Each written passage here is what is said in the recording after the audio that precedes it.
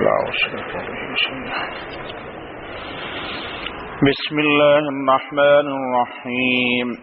عن أبي هريرة رضي الله عنه قال رسول الله صلى الله عليه وسلم: إن الله عز وجل قال: من عادى لي وليا فقد آذنته بالحرب، وما تقرب إلي عبدي بشيء أحب إلي مما افترضت عليه، وما يزال عبدي يتقرب إلي بالنوافل حتى أحبه، فإذا أحببته كنت سمعه الذي يسمع به، وبصره الذي يبصر به، ويده التي يبتش بها، ورجله التي يمشي بها، وإن سألني لآتينه، ولئن استعاذني لأعيذنه،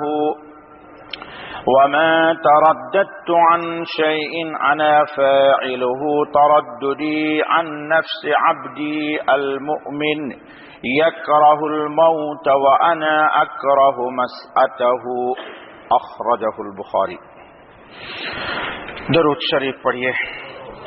اللهم صل على سيدنا محمد وعلى آل سيدنا محمد صلاة تنجينا بها من جميع الأهوال والآفات، وتقضي لنا بها جميع الحاجات، وتطهرنا بها من جميع السيئات، وترفعنا بها عندك على الدرجات، وتبلغنا بها أقصى الغايات من جميع الخيرات في الحياة وبعد الممات، إنك على كل شيء قدير. اللهم آمين. رب اشرح لي صدري ويسر لي أمري واحلل عقدة من لساني يفقهوا قولي. رب اشرح لي صدري ويسر لي أمري واحلل عقدة من لساني يفقهوا قولي. رب اشرح لي صدري ويسر لي أمري واحلل عقدة من لساني يفقهوا قولي. يا حي يا قيوم برحمتك أستغيث، ولا تكلني إلى نفسي طرفة عين ولا أقل من ذلك. اللهم برحمتك أصلح لي شأني كله. دوستو بزرگو، پچھلے ہفتے ایک حدیث میں نے تلاوت کی تھی، جس حدیث کے اندر یہ بتلایا گیا تھا کہ اذا احب اللہ عبدا نادى جبرائیل انی قد احببت فلانا فاحبہ. اللہ پاک جس سے محبت کرتے ہیں اس کے لیے اعلان ہو جاتا ہے کہ یہ اللہ کا محبوب بندہ ہے. جبرائیل تو بھی اس سے محبت کر. پھر جبریل علیہ الصلاۃ والتسلیم اس بندے سے محبت کرتے ہیں، اور ملائے اعلیٰ کے اندر یعنی عالم ملکوت، عالم بالا آسمان میں ملائک کی دنیا میں اعلان ہو جاتا ہے کہ یہ بندہ جو زمین پر چل پھر رہا ہے یہ اللہ کا محبوب ہے. جبرائیل بھی اس سے محبت کرتے ہیں، کروبیاں حاملین عرش بھی ان سے محبت کرتے ہیں، حاملین عرش فرشتے، تمام ملائک اب اس سے محبت کرتے ہیں. اب ملائکۃ اللہ زمین میں آ کر لوگوں کے دل میں اس بندے کی محبت ڈال دیتے ہیں. اللہ کی محبت سے کیا مراد ہے؟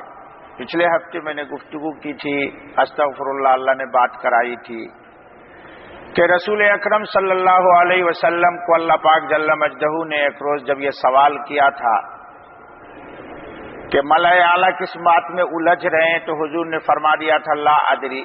تو حق جل مجدہ نے اپنا دست قدرت رسول اکرم صلی اللہ علیہ وسلم کے سینے مبارک پہ رکھا، تو رسول اکرم صلی اللہ علیہ وسلم نے حق جل مجدہ کی رحمت کو اپنے سینے میں محسوس کر کے کچھ سوالات کے جوابات دیے، جس تفصیل میں نہیں جانا. جب یہ سارا معاملہ مکالمہ ہو گیا حق جل مجدہ سے رسول اکرم صلی اللہ علیہ وسلم کا، تو اللہ تعالیٰ نے رسول اکرم صلی اللہ علیہ وسلم کو ایک دعا سکھائی تھی جو میں نے آپ سے بھی بتائی تھی کہ رسول اللہ صلی اللہ علیہ وسلم سے اللہ تعالیٰ نے فرمایا کہ دعا مانگے کہ اللہم انی اسألک حبک وحب من یحبک والعمل الذی یبلغنی حبک الی آخری، کہ اللہ پاک نے رسول اکرم صلی اللہ علیہ وسلم نے اللہ پاک سے محبت کا سوال کیا۔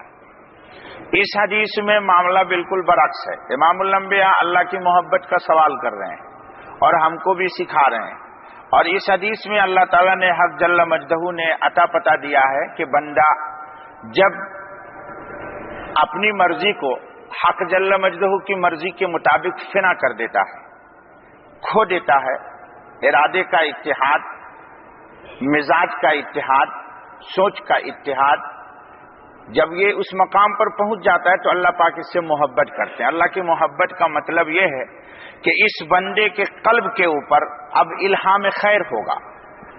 شر کا جو الہام شیاطین کرتے تھے، جس کی طرف قرآن کریم نے اشارہ کیا ہے فَأَلْهَمَهَا فُجُورَهَا وَتَقْوَاهَا، تو اب فجور کا الہام اس کے باطن پہ نہیں ہوگا۔ اللہ تعالیٰ کی محبت کا مطلب یہ ہے کہ اس کے قلب پر صراط مستقیم کا الہام ہوگا کہ کن راستوں سے گزرو گے تم، کن وادیوں سے چلو گے تم، کون سا قدم اٹھاؤ گے کہ جس قدم کی بنیاد پر تم کو قرب خداوندی نصیب ہو جائے گی۔ حق جل مجدہ کہ بندہ قریب سے قریب تک ہوتا چلا جائے گا، شیطان اس سے دور ہوتے چلے جائیں گے اور رحمان کے یہ قریب ہوتا جائے گا۔ جیسے جیسے کشاں کشاں یہ اللہ کی طرف بڑھے گا، اس پہ تحیر کی کیفیت تو بڑھتی چلی جائے گی۔ تحیر میننگ حیرانی، یہ اپنے وظیفہ عبدیت میں پہلے کے مقابلے میں بہت زیادہ اب عاجز ہوگا، اور جتنی اللہ کی معرفت بڑھتی چلی جائے گی اس کو اپنے عجز کا اعتراف اتنا زیادہ بڑھتا چلا جائے گا، یہ عاجز بنتا چلا جائے گا، ادھر سے عنایت و اکرام کا دروازہ کھلتا ہوا چلا جائے گا۔ یہ ایک مقام آئے گا کہ یہ بالکل اپنے کو مائنس میں کر دے گا، بالکل نتھنگ، کچھ نہیں ہے۔ رسول اللہ صلی اللہ علیہ وسلم، ہمارا عقیدہ ہے، پوری دنیا کے علماء اسلام کا عقیدہ ہے کہ اس کائنات عالم میں اللہ کے بعد سب سے بزرگ، سب سے مکرم، سب سے مطہر، سب سے زیادہ مجلہ، سب سے زیادہ مطہر، سب سے زیادہ مصفہ، سب سے زیادہ اللہ کے مقرب ہے، لیکن اللہ پاک کے حضور اللہ کے رسول صلی اللہ علیہ وسلم کہہ دیتے ہیں اللہم ما عرفنا کا حق معرفتک وما عبدنا کا حق عبادتک۔ یہ کیا تھا دوستو؟ یہ وظیفہ عبدیت کو بدرجہ اتم ادا کرنے کے لیے اس سے زیادہ عجز و نیاز کی دنیا میں علماء بیٹھے ہیں، پوچھیے اہل ادب، کوئی بڑا وقیل لفظ ممکن نہیں تھا جو امام الانبیاء کی زبان سے ادا ہوا ہے۔ فصاحت و بلاغت کی دنیا میں اس سے زیادہ اپنے عجز کے اعتراف کے لیے شاید کوئی لفظ نہیں ہے، ورنہ وہ محمد الرسول اللہ کی زبان پہ جاری ہو جاتا ہے۔ آخر میں جا کے کہہ دیا اللہم لا اوصی ثناء علیک انت کما اثنیت علی نفسک، یا اللہ میں سلنڈر ہوتا ہوں، میں آپ کے سامنے ہتھیار ڈال دیتا ہوں۔ وہ قیامت کی بات چھوڑ دیجئے، وہاں اور الہام ہوگا، اور وہ تو شفاعت کبریٰ کے لیے حمد کا القاء کیا جائے گا۔ لیکن اس دنیا عالم اسباب میں رسول اللہ صلی اللہ علیہ وسلم سے زیادہ کوئی افصح فی الکلام تو نہیں ممکن تھا، لیکن رسول اکرم صلی اللہ علیہ وسلم نے اللہ کے حضور کہا دیا اللہم ما عرفنا کا حق معرفتک وما عبدنا کا حق عبادتک۔ تو معلوم یہ ہوا کہ یہ قرب کی منزل جتنی طے ہوتی ہے، انسان کو اپنے ذات کا عجز کا اعتراف بڑھتا چلا جاتا ہے۔ جب تک انسان میں اپنے عجز کا اعتراف نہ آئے، ولایت تو بہت دور ہے، کمال ایمان بھی نصیب نہیں ہوگا۔ رسول اللہ صلی اللہ علیہ وسلم کی زبان پر وحی ربانی قرآن میں پڑھیے ربنا اغفر لنا ذنوبنا ولاخواننا الذین سبقونا بالایمان ولا تجعل فی قلوبنا۔ قرآن کا اسلوب اللہ اکبر اللہ اکبر، وہ علماء کو پوچھئے بابا، ولا تجعل فی قلوبنا غلا للذین آمنوا ربنا انک رؤوف رحیم۔ مسئلہ میرے ایمان کا ہے، آپ کے ایمان کا نہیں ہے۔ اللہ تعالیٰ کہہ رہے ہیں کہ یہ اعتراف کر لے تو کہ اے اللہ میرے قلب میں ذرہ برابر غل و غش، کھوٹ، کدورت، ذرہ برابر کسی قسم کی کوئی بات، کسی بھی کلمہ کو لا الہ الا اللہ محمد الرسول اللہ پڑھنے والے کے خلاف میرے دل میں نہ ہو۔ یہ غل، یہ غش، یہ دلیل ہے اس بات کی کہ جس کے دل میں غل و غش ہے کسی بھی صاحب ایمان کی طرف سے، تو یہ ولایت تو بہت دور ہے، کمال ایمان بھی اس کو نصیب نہیں ہوگا۔ پوچھیے علماء کو جا کر کے. یہ بات اور ہے کہ ابتلا کی دنیا میں کوئی بڑا سے بڑا عالم اس عصبیت میں مبتلا ہو، بڑا سے بڑا محدث مبتلا ہو، بڑا سے بڑا فقیہ مبتلا ہو، لیکن کمال ایمان اس کو نصیب نہیں ہوگی. عالم ذوقیات کے اندر تقریر کر دینا بہت آسان ہے میرے لیے یا کسی شخص کے لیے، درس دے دینا بہت ہی آسان ہے، لیکن ایمان کو ذوقی طور پر، شعوری طور پر اور فراست کی دنیا میں دیدۂ باطن کے اوپر اللہ کی تجلی کی روشنی میں سمجھ لینا، پرکھ لینا، یہ بہت ہی جوکھن کھانے کا کام. اللہ ہم سب کو عطا کر دے دوستو، اللہ ہم سب کو عطا کر دے. ہمیں تو دعوت دی گئی ہے کمال ایمان کے لیے، اور یہاں بات ہو رہی ہے ولایت کے لیے. تو کمال ایمان کے بہت بلند ہے ولایت کا مقام. حدیث کے اندر ولی کون ہے دوستو؟ تو بہرحال اس حدیث کو پہلے بتا دوں، پھر اگلے حدیث پر گفتگو، بقے گا وقت تو پھر اگلے ہفتے. کہ اللہ تعالی کی محبت کا مطلب یہ ہے کہ یہ بندہ کشاں کشاں، آہستہ آہستہ، گام بگام مرضی اور مولا الہی کے اوپر اپنے آپ کو فنا کرے گا. بقول ہمارے پیر صاحب کے لیلا کے اوپر فنا نہیں کرے گا. کس کے اوپر فنا کرے گا؟ مولا کے اوپر. اس کی طلب یہ ہوگی کہ میرا اللہ کس چیز سے خوش ہوتا ہے. جب یہ مقام حاصل کر لے گا تبھی اللہ کی اس کو محبت نصیب ہوگی.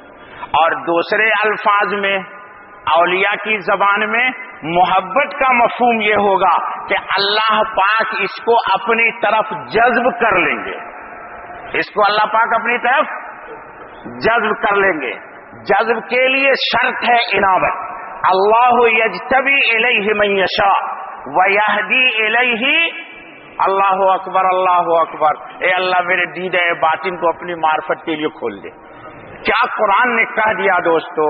آیا میں تو اجمی ہوں، گنگا ہوں، بسا اوقات ایک بات بیان کرنا بھی چاہتا ہوں لیکن میری زبان میرا ساتھ نہیں دیتی ہے، یہ زبان گنگی ہے. اللہ کرے اللہ یجتبی الیہ من یشاء ویہدی الیہ من ینیب. ہدایت کی دو ہی شکل ہے، اجتباء یا عنابت. اس قرآن کی آیت میں یہی نا ہے. اجتباء مفسرین نے لکھ دیا ہے انبیاء علیہم الصلاۃ والتسلیم کے لیے خاص ہے، یا بعض قول کے مطابق اولیاء کرام کا بھی اجتباء ہوتا ہے. اور دوسری شکل ہے عنابت، ہدایت کے لیے. دوسری شکل ہے عنابت. اللہ کی طرف متوجہ ہوگا تو اللہ جل مجدہ اس کے ٹوٹی میں پانی ڈال دیں گے ہدایت کا. لیکن شرط ہے یہ اپنے ہدایت کے لیے دل کے دروازے کو کھولے، غل و غش سے پاک کرے. تو اللہ کی محبت کا مفہوم یہ ہے کہ عبادت کا کرنا اس کے لیے آسان، ذکر کا کرنا اس کے لیے آسان، دل سے قدورت کو نکالنا اس کے لیے آسان. کیوں؟ اللہ اس کو اپنا بنانا چاہتے ہیں. جب یہ گھر اللہ کا بنے گا تو یہاں ڈرائی کلینر لوگ، جی بابا اس دل کو اس قابل بنائیے کہ اس میں سلطان الوہیت آ جائے.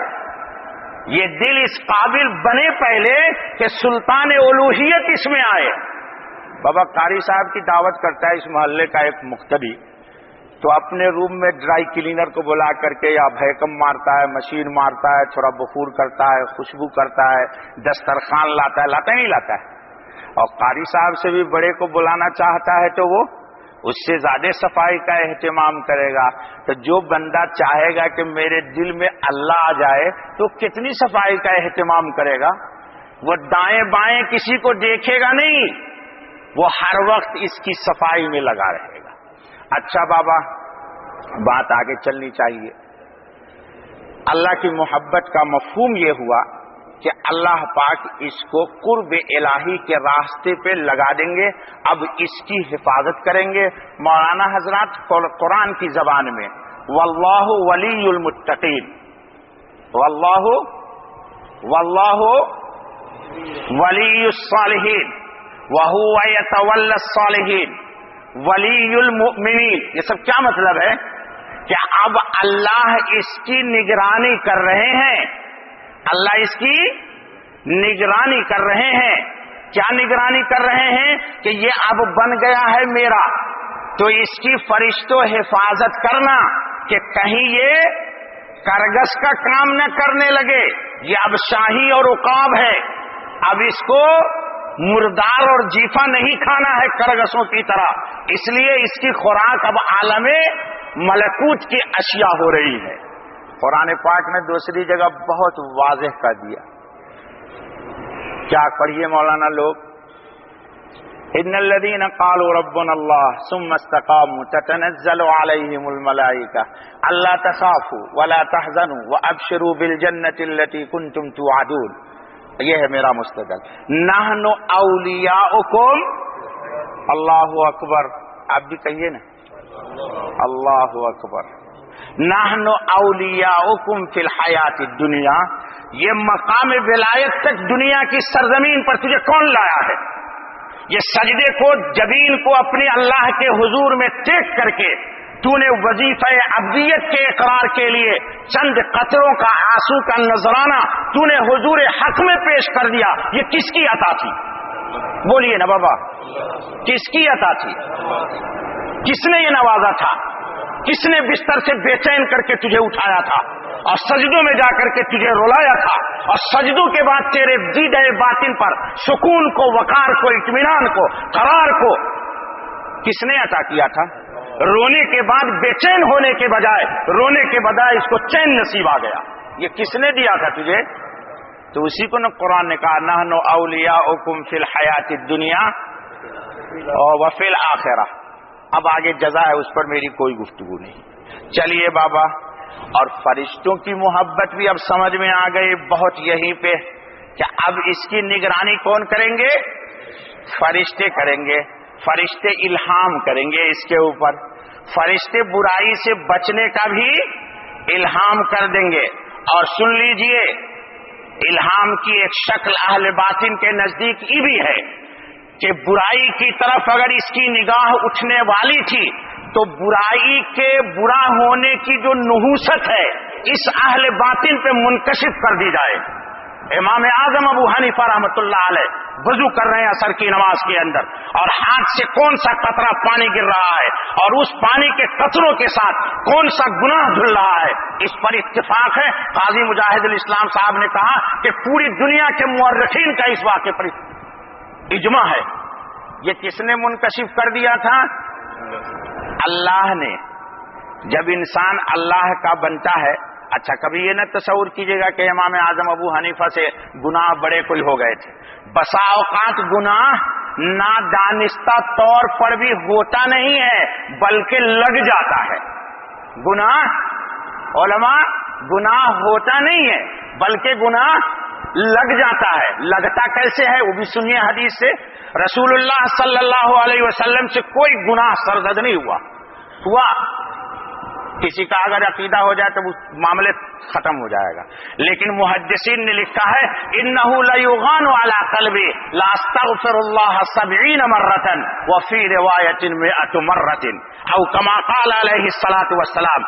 شیخ عبدالحق محدث دہلوی نے بہت مدارج النبوہ میں سیر حاصل بحث کی ہے. علماء دیکھ لیں کیا کہ رسول اللہ صلی اللہ علیہ وسلم سے گناہ ہوتا نہیں تھا، ماحول میں جو گناہ کا اثر تھا اس گناہ کے اثر سے آپ کی طبیعت پر تکدر پیدا ہو جاتا تھا.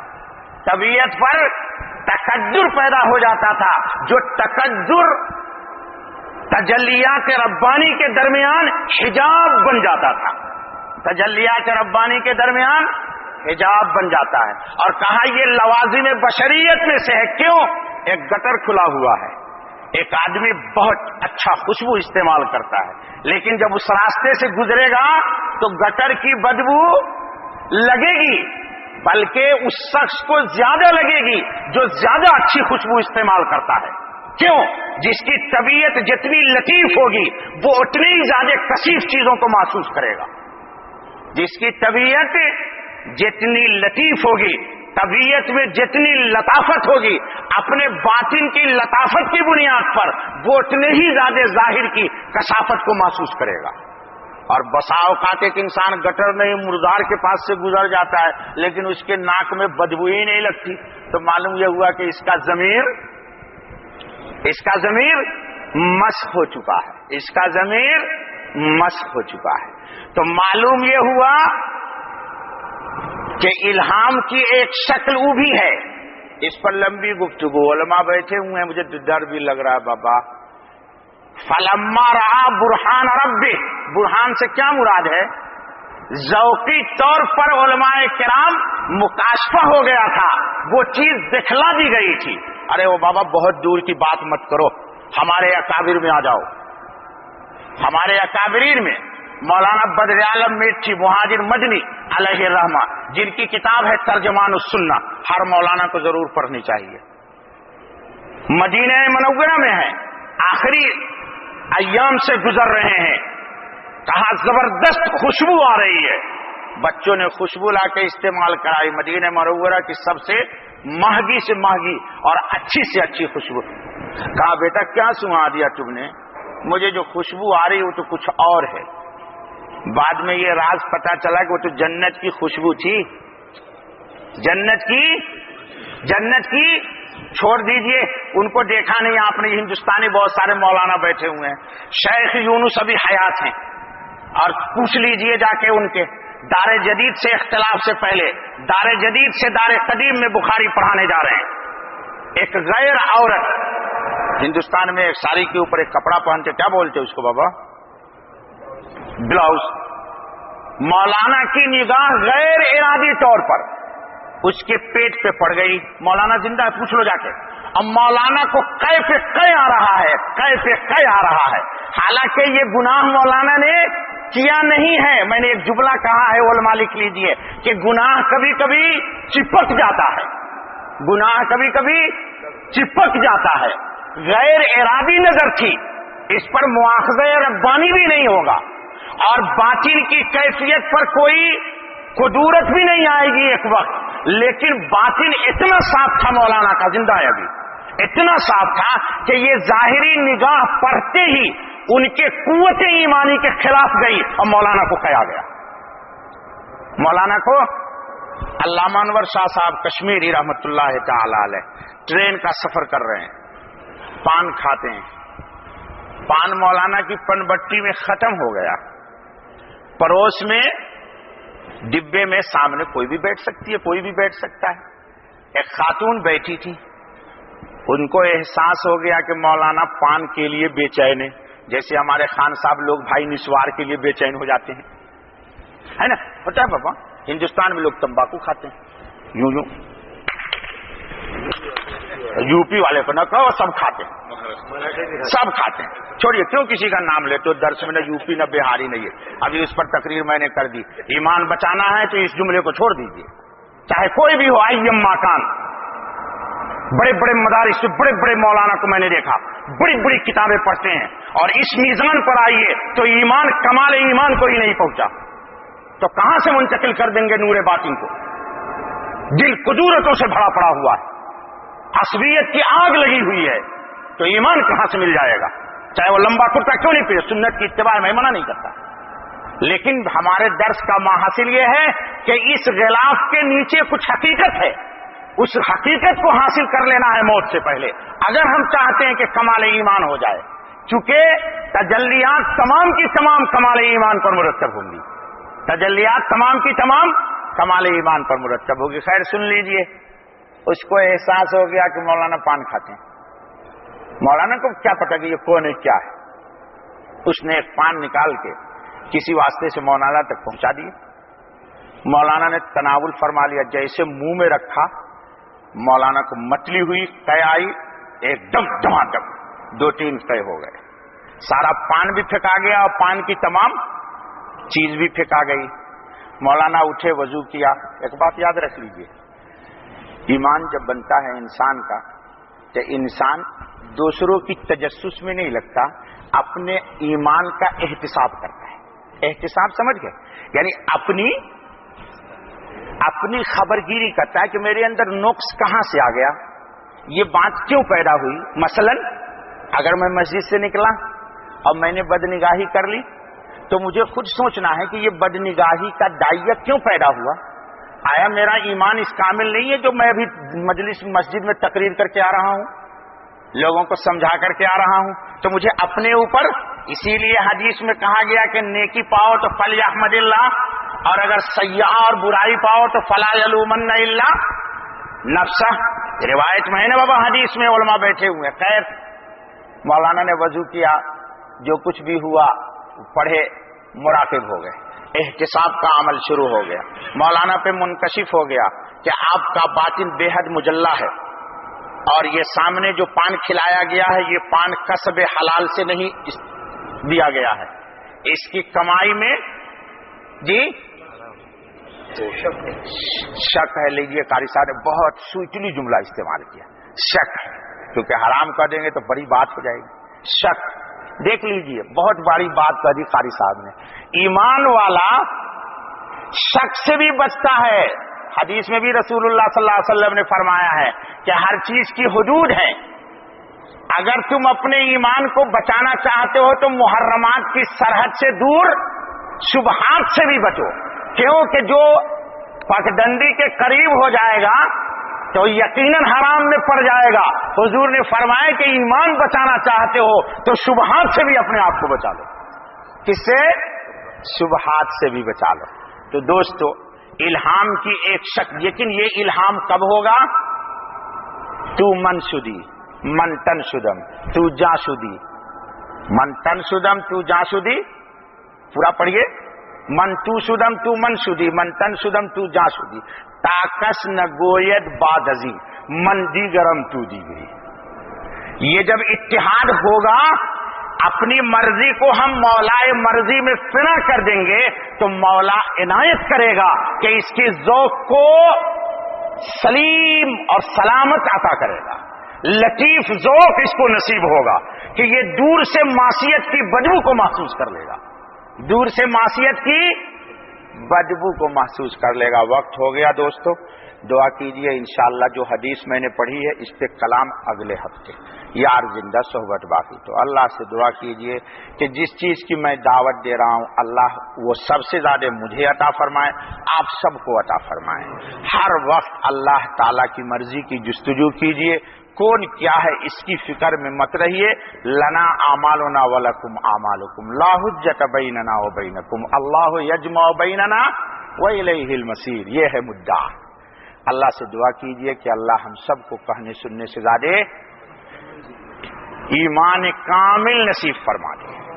ایسا ایمان عطا فرما دے مولا جل و علا کہ جس ایمان میں کوئی شک، کوئی ریب، کوئی کھوٹ، کوئی غل، کوئی غش، کوئی کدورت، کوئی حسد، کوئی کینہ، کوئی نخوت، کوئی بڑا بننے کا جذبہ، یہ بھی بڑا شرک ہے بابا. ان سب اخلاق ذمیمہ سے اللہ ہمارے باطن اور ظاہر دونوں کی حفاظت کر لے. دوستو، اسی کو میں کہتا ہوں کہ نماز کا قبلہ بیت اللہ اور دل کا قبلہ اللہ. بس ایک ہی جملہ یاد رکھیے، دل کا قبلہ جس دن اللہ کی ذات ہو گئی تمام خرافات سے نجات مل جائے گی. نماز کا قبلہ خان صاحب بیت اللہ اور دل کا قبلہ اللہ. یہ ساری محنت اسی کی ہے. ہمارے حضرت حکیم صاحب مجد اللہ العالی کی ترتیبی محنت کا ماحصل یہی ہے کہ دل کا رخ، ارے وہ کیا شعر ہے پڑھیے نا صابر بھائی، کدھر جا رہا ہے کدھر دیکھتا ہے، او نظر سوئے دنیا قدم سوئے عقبہ، کدھر جا رہا ہے کدھر دیکھ رہا، کدھر جا رہا ہے کدھر دیکھتا ہے. پتہ نہیں کیا شعر، بھائی شعر تو یاد رہتا نہیں مجھے.